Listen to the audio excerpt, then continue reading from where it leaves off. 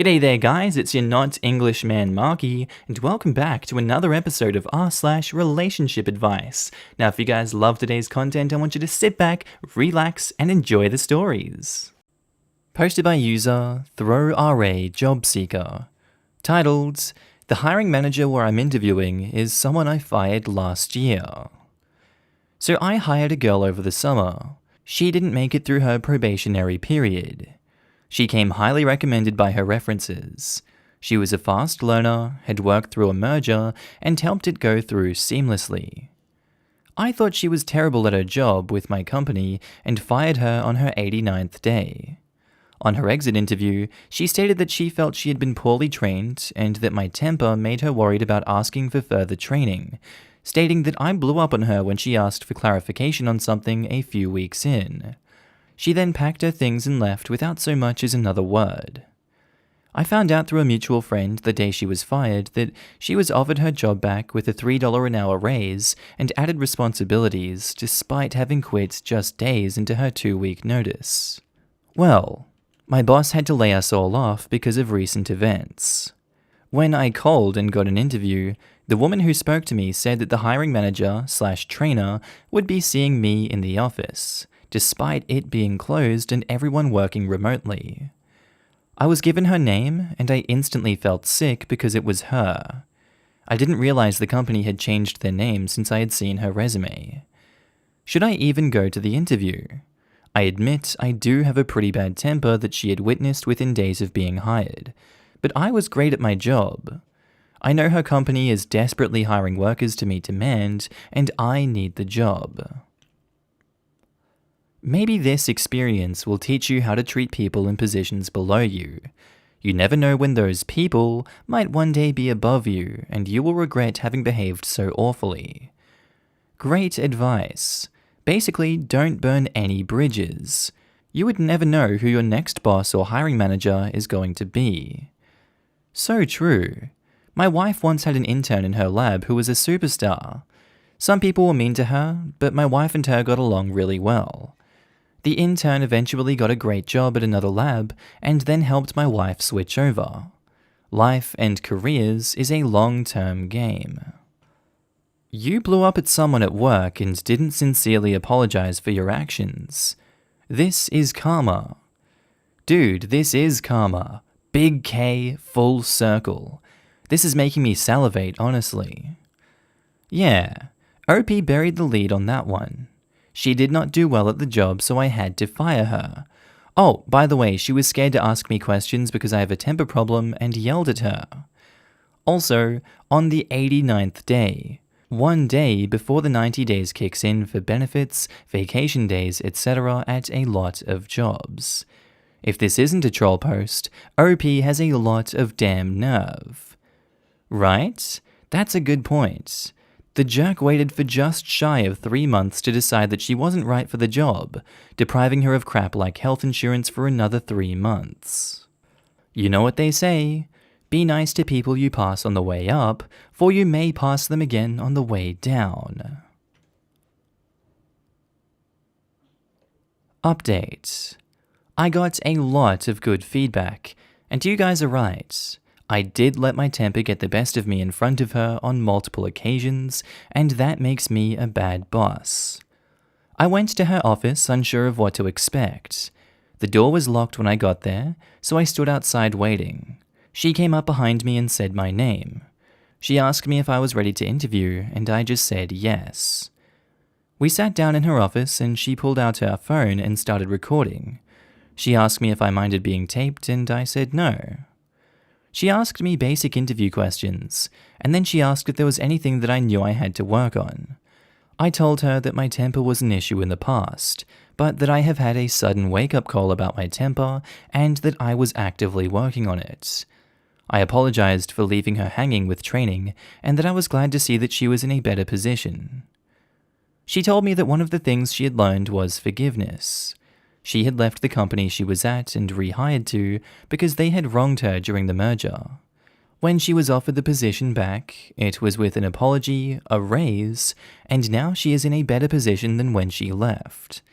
She said sometimes an apology can start you down the path towards something better. She told me that she is willing to hire me for a good wage because she knew I was good at a lot of things at my previous job. She said if I lost my temper during the trial period, it would be the end, but she was hopeful that it wouldn't happen. She asked me if I could start Friday. She started training me today, and I definitely realized I was the problem and why she didn't succeed where I was. She is absolutely wonderful at the job with great client interactions. She should have been able to easily pick up the work I was throwing at her if she had been properly trained. I'm glad that she gave the company a second chance because she deserves everything they have given her. I hope to learn a lot from her and show her that she didn't waste her time on me. I've also signed up for therapy to manage my anger online. It takes a lot to swallow your pride and admit you were wrong. Well done, OP.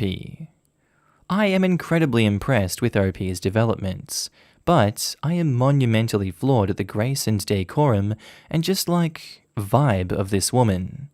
She's officially who I want to be when I grow up. I'm impressed with the other girl.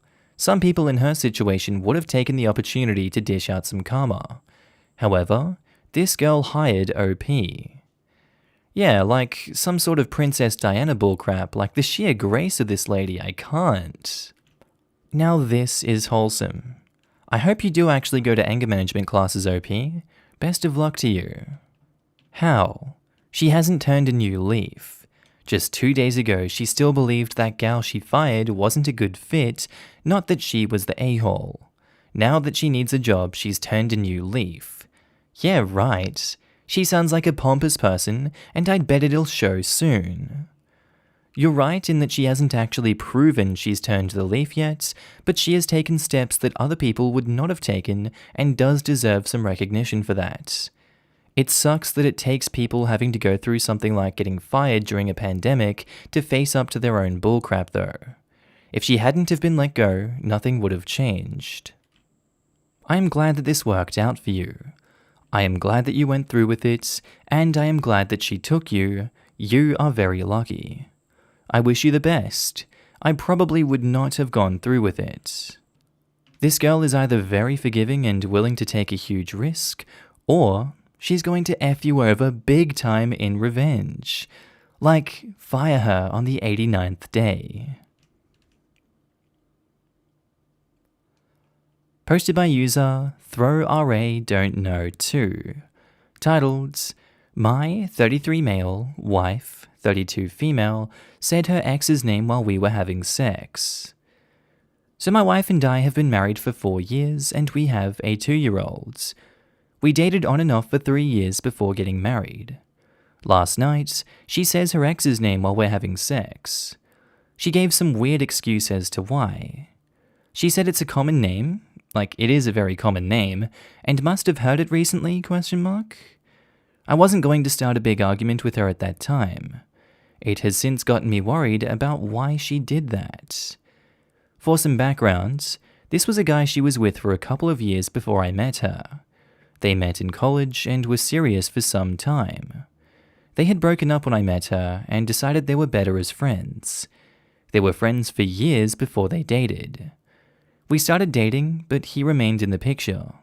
He was her best friend first and foremost, and I grudgingly went along with it for her. Several months pass and I put my foot down, saying it's too uncomfortable for me. There was some resistance, but she steps back from him. Every time we broke up, she was with him. We finally reconciled and got engaged. He apparently didn't know this and stops talking to her. She was devastated, which should have been a red flag. We talked about it, and she was happy to have chosen me. Now after this has happened, I'm tempted to see if she's gotten back in contact with him again. I know she's checked in on his social media because I saw the searches on the laptop. She doesn't know I know that. I don't think she would cheat, but this guy was always different for her. Do I just confront her? Do I start going through her phone, or am I being paranoid? Next time you're screwing her, say your ex's name. She's gonna be screaming her own last name? Oh. Too late now, but this is the type of girl you walk away from when all these red flags show themselves during the dating stage. Instead, you married her. Well, at least you know who she's thinking of when you're effing her. I would be very curious to know when the last contact was. She's still searching him on social media. She's probably not over him. I would look into everything. And OP replies, I'm very curious too as to when they last had contact. It's really disappointing to know that's who she's thinking of. Yeah, it's odd that she would just blurt out the name of someone she hasn't seen or had emotional connections with in years. I would definitely be more than curious about this. It could be that she's just been thinking about him lately and wondering about the road not traveled. Not exactly great, but not quite cheating. Check his social media. If it looks like he's married with kids too, that's a positive sign. Is he still in your area? If he doesn't live anywhere near you, then that makes physical cheating less likely. If he is single and in your area, then some very, very subtle snooping into her chat apps and phone messaging might be something to think about. If you two had just started dating and this happened, I could see it. But out of the blue, after years of marriage and kids, that just seems damn odd. I think because for me it appears out of the blue is why I suspect there's more happening. It would make more sense she is at the very least talking to him again. He's currently single and lives in the area still. My next step is to try to do the snooping for any solid proof. Single and local are not good. I hope it's just a case of memories and feels and not something else. People are going to say ask her, but cheaters never confess when you ask. Still, try to be subtle. If nothing is happening, then you can take her out for a nice dinner and apologize for doubting her. If something is happening, then you are better off finding out now than later. Woman here. I have blurted out the wrong name during sex before, and while it was embarrassing and awkward at the time, it didn't mean anything at all. Hadn't spoken to or thought of my ex in years. It just happened. I'm not saying your suspicions are entirely unfounded, but brains do weird things sometimes, and it doesn't have to be a big deal. Yeah, I've never in my life taken an ex's name by accident, nor have I ever taken any common name that I've heard on a TV show or something. Your relationship has so many red flags that you've ignored, so many excuses that you have just accepted. I don't know what you're going to do to find any evidence. I don't know how you're going to react when you find evidence. You've allowed so much to happen that I question if at this point, ignorance is just bliss. You are not going to get a straight answer from her. Sounds like she's never been over him, and you are always the safe bet. She's married with a kid, yet still keeping tabs on him. When you have to force an ultimatum for a partner to cut off an ex, they may cut them out of their life, but rarely do they cut them out of their heart and mind. It's something they should already know they have to do, or something they should understand when you first bring it up being uncomfortable. The moment you get any pushback on it is when you know they aren't 100% invested in you. Edit. Saw a bunch of comments about privacy. In a marriage, everything should be open and transparent. You shouldn't feel bad about going through her phone and social media. In all my relationships, I have an open phone policy because I have nothing to hide. The moment I need to keep things private away from my partner, chances are it's because I know my partner wouldn't approve of whatever it is I'm hiding. Update. Thank you everyone for your help and advice. I did my investigating before talking to her. I went through his social media first, but nothing explicitly saying anything was going on. There were a few mentions of his love in some comments, but that could mean anything. I did look at the phone bill, and there looks to be calls with him pretty regularly. Onto hers, I was able to get onto her phone when she was asleep. She must have forgot I knew the code. Nothing in texts and no weird calls, so she deleted them. I did find some apps that she tried to keep hidden, like Snapchat and Kik. Sure enough, there is their conversations. And pictures. I took pictures of it all on my phone to have as proof. She exploded when we had the conversation and left with our child to her mother's. I contacted a lawyer and am in the process of a divorce and figuring out custody. I'm heartbroken and am more angry than anything else. I'm angry at her, but I'm also angry at myself for dismissing so many red flags. ETA, the conversations I found were confirming they were having an affair. The pictures were ones they were exchanging, including nudes. I'm glad you have resolution and wish you good luck with the divorce. Thank you. It'll be worth it in the end. Don't feel bad about missing red flags. You give people you love the benefit of the doubt because you trust them, and she betrayed that trust. So don't go blaming yourself because you didn't do anything wrong, she did. This, as a survivor of an extremely emotionally and mentally abusive relationship, yeah, extra feel this. It's so fudging important to not blame yourself.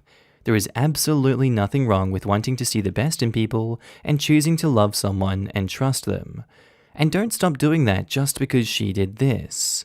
Someone will do it for you too. Definitely second not blaming yourself.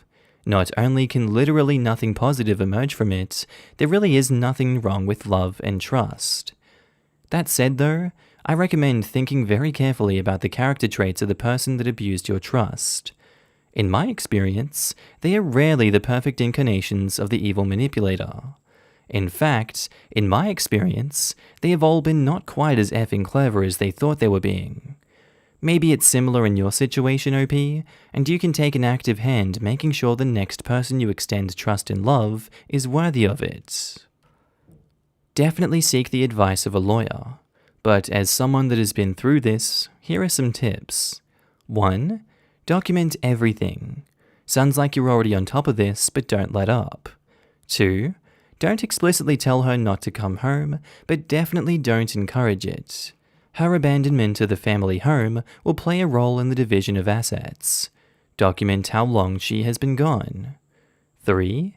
Do not, under any circumstance, engage in any sort of reconciliation, whether it's a discussion, counseling, or even having sex. In many states, this will throw grounds of adultery out the window. And 4. Ask for times to get your child and document any refusals or broken promises. Obviously, a lot of this will depend heavily on your state's divorce statutes and case law. An attorney will help you sort all of that out. At this point, your only objective is to maximize time with your child if you're not seeking custody. 50-50 is optimal if you're both good parents, and minimize damages to yourself resulting from the divorce. Also, don't be shy about adding as many necessary clauses that will prevent headache down the road to your divorce papers. This includes holidays, birthdays, morals clause, travel notifications and restrictions, extracurricular expenses and activities, insurance, healthcare, and literally anything you can think of. Believe me, for most people, co-parenting is a pain in the ass, especially after the marriage is dissolved under crappy circumstances, and most of the time it's coming from the offending spouse.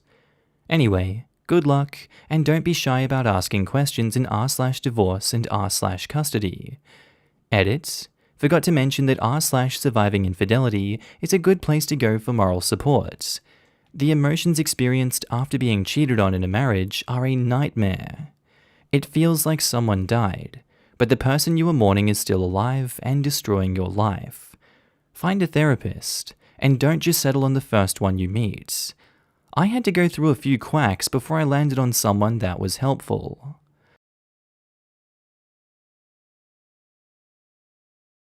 Alright, that's where I think I'm going to end today's episode, guys. As always, I really do hope you learned something or just really enjoyed the posts that were put up today. Quick shout out to all my new and existing Patreon and channel members. You should be able to see your name on screen right now, and if you don't, then I don't think you're part of the club, and you really should join the club because it's a great club. And I want to thank every single one of you guys for supporting me in this journey. It really means so much to me, and I love you all so much for it.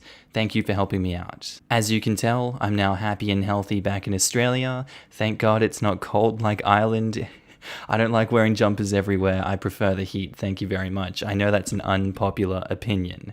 Anyway, guys, I really do hope you enjoyed today's episode. I'll see you in the next one. Have a good day, night, sleep, whatever you're up to, and I'll see you later. Bye.